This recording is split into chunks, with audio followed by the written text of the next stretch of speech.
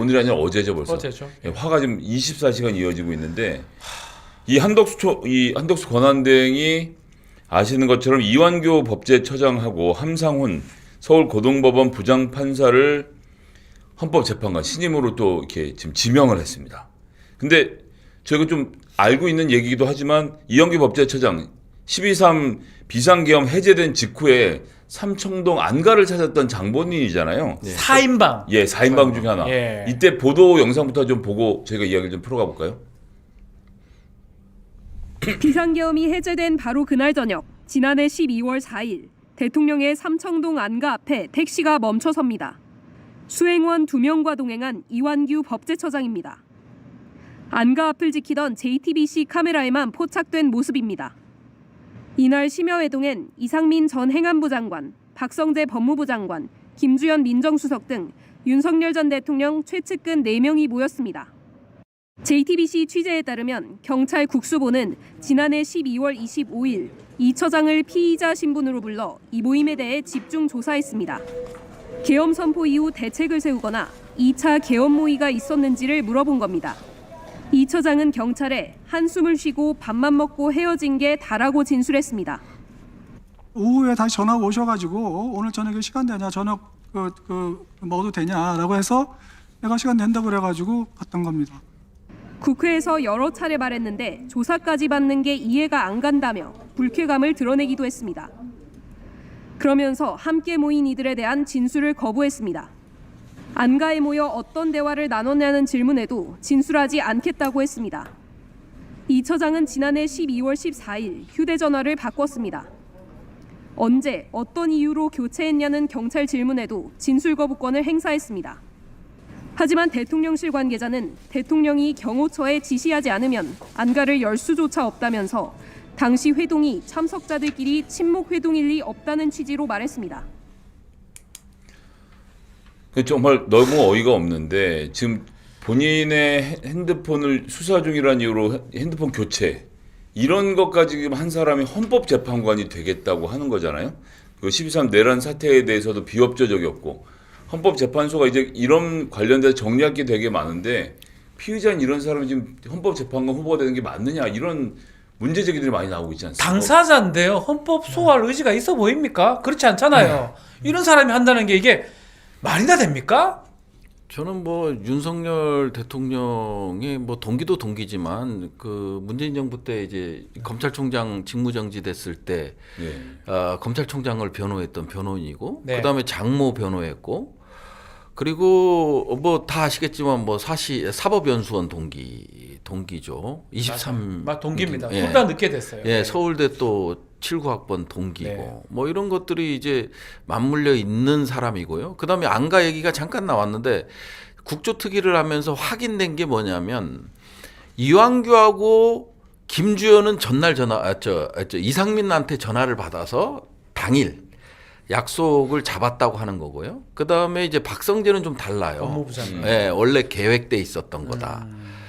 계획돼 있었던 저녁 모임이었다. 그리고 김주현이가 보좌관을 통해서 안가를 예약했다. 이 정도가 지금 현재 확인된 거고 나머지 부분에 대해서는 얘기를 안 해요. 아예 얘기를 안 하고 그 다음에 이제 비아폰과 관련돼서 휴대폰 교체한 거에 대해서도 이상민 장관만 교체를 안 하고 나머지 셋은 전부 교체 안가 회동 이후에 교체를 했고요.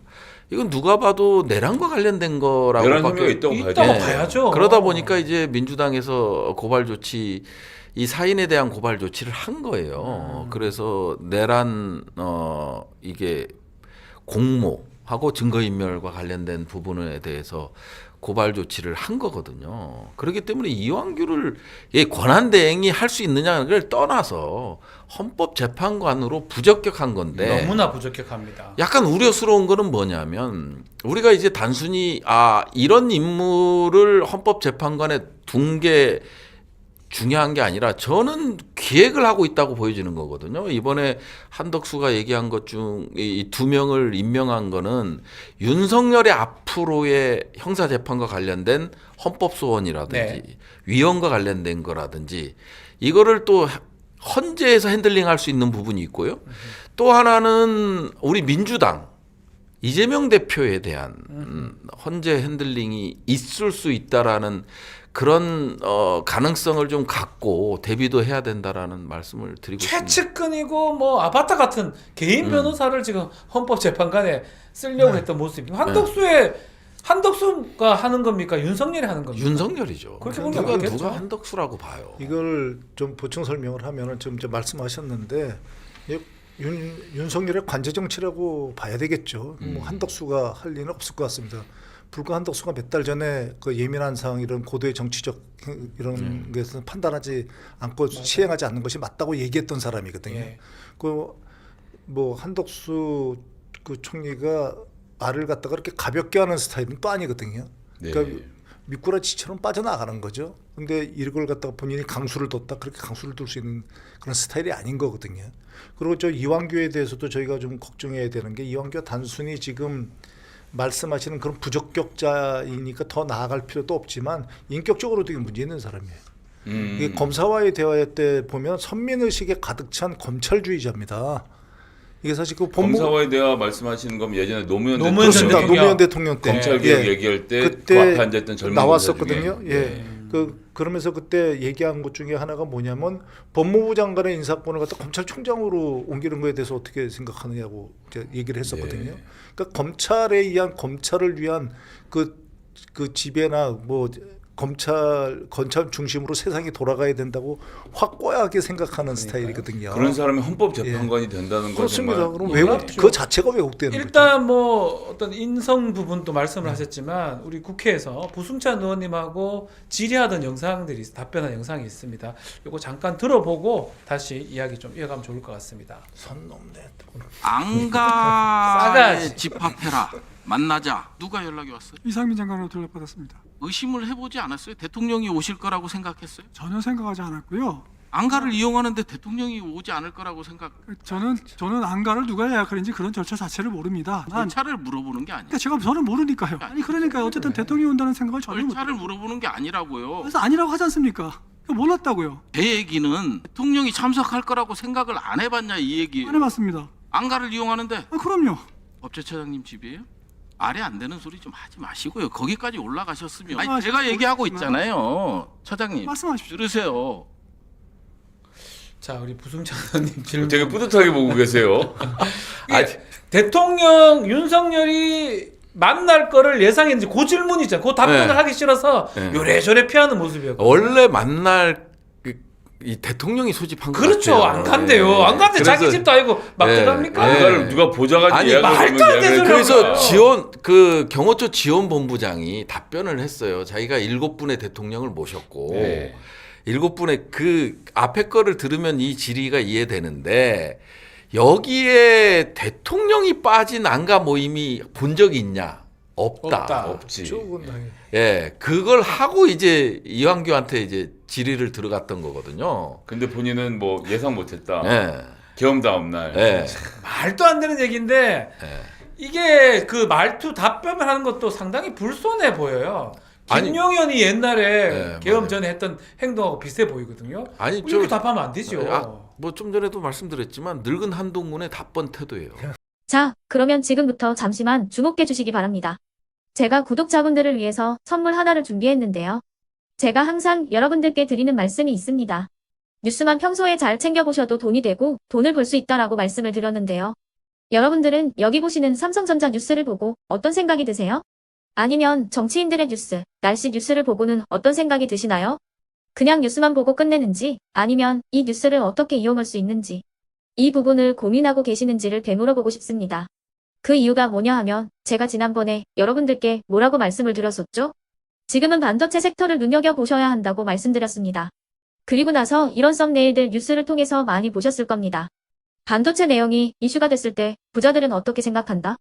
반도체 관련주들은 뭐가 있는지, 어떤 종목이 가장 좋은지, 어디에 투자해야 돈이 몰리는지 자연스럽게 생각한다고 제가 말씀을 드렸죠. 그 이유가 뭐냐 하면 부자들이 봤을 때는 이슈가 곧 돈으로 이어지고 그 이슈가 나에게 돈을 벌어준다는 경험적 확신이 있기 때문에 부자들은 항상 이런 사회적 이슈를 관심 있게 챙겨본다고 제가 말씀을 드렸습니다. 이번에도 마찬가지인데요. 제가 지난번에 시청자분들과 함께하는 주식으로 수익 내기 이벤트를 진행했었죠. 당연히 100% 무료로 진행을 했었고요. 여기 보시면 아시겠지만 제가 지난번에도 구독이라고 보내주신 모든 시청자분들께 반도체 관련주 중에 가장 크게 급등할 딱 한 종목, 많은 종목도 아니라 한미반도체 한 종목을 여러분들께 추천드렸어요. 그러면서 여기 나와 있는 대로 정확히 얼마에 매수해야 하는지, 그리고 수익률이 어느 정도 나왔을 때 팔아야 하는지를, 이런 부분들까지 여러분들에게 정확히 알려드렸었는데 지금 실제로 어떻게 되었다? 오른쪽을 보시면 아시겠지만 제가 지난번 문자 발송으로 이 한미 반도체를 소개해드리고 나서 실제로 이렇게 5배 이상 어마무시한 상승이 나왔습니다. 100만 원만 투자를 했어도 무려 500만 원이 넘는 수익금이 생긴 거죠. 그래서 당시에도 굉장히 많은 분들이 제가 드린 이 한미 반도체로 수익을 내실 수가 있으셨을 텐데요. 다시 한번 축하드린다고 말씀을 드리겠고, 이번에도 마찬가지입니다. 앞으로도 2024년, 2025년 계속해서 기대해볼 섹터는 AI입니다. 그 중에서도 AI 반도체는 그 누구도 부정할 수 없는 미래 성장 산업입니다. 그러면 우리가 어떻게 생각해 볼 수 있을까요? AI 반도체 종목 중에 앞으로 크게 대장 역할을 하면서 10배 이상 급등할 수 있는 텐베고 종목을 지금부터 열심히 추적해야 한다는 겁니다. 큰 돈을 투자하지 않더라도 월급의 일부분, 아주 소액이라도 이 종목을 모아가야 수백 %의 수익률을 손에 쥘 수 있는 것이죠. 지금 여러분이 보고 계시는 이 유튜브 또한 AI 반도체와 아주 밀접한 연관이 있고, 반도체야말로 대한민국의 핵심 산업으로 앞으로 더더욱 시장은 성장할 수밖에 없습니다. 그렇기 때문에 제가 이번에도 뭘 보내드리고 있냐면, 지난번과 똑같이 구독이라는 문자를 보내주시면 제가 AI 반도체 관련주 중에 앞으로 대장주 역할을 하면서 주가가 가장 크게 급등할 한 종목을 여러분들께 문자 발송으로 종목명과 사고 파는 시점을 모두 알려드릴 건데요. 그 문자를 받고 여러분들이 주식으로 돈 버는 연습을 한번 해보셨으면 좋겠고요. 혹시라도 나는 주식을 하지 않는다 하시는 분들은 주변에 주식하시는 지인분들에게 말씀을 해주셔도 되고요. 아니면 연세가 있으셔서 투자가 어렵다 하시는 분들은 이 종목을 자녀분들에게 한번 사봐라, 이걸로 한번 수익을 내봐라, 이렇게 조언을 해주실 수도 있는 거겠죠. 그래서 지금 이 영상을 보시는 시청자분들 중에 나도 이번 종목이 좀 궁금하다 하시는 분들은요, 누구나 상관없이, 그리고 어느 시간대나 상관없이 부담 없이 010-2514-5930번으로 구독이라는 문자 보내주시면 제가 이번에도 똑같이 무료 추천 급등주 문자를 보내드리겠습니다. 이해되시겠죠? 제 번호 010-2514-5930번으로 구독이라는 문자 보내주시면 여러분들이 직접 이슈를 통해서 돈 버는 연습을 해보실 수가 있는 거고, 제가 돈을 받는 것도 아니고 투자를 대신해 드리는 것도 아니기 때문에 부담 없이 신청해 주시면 되는 겁니다. 그리고 수익이 나면 저는 다른 것은 하나도 바라지 않습니다. 제 채널에 구독, 좋아요 한 번씩만 눌러주시라, 이렇게 다시 한번 말씀을 드리겠습니다.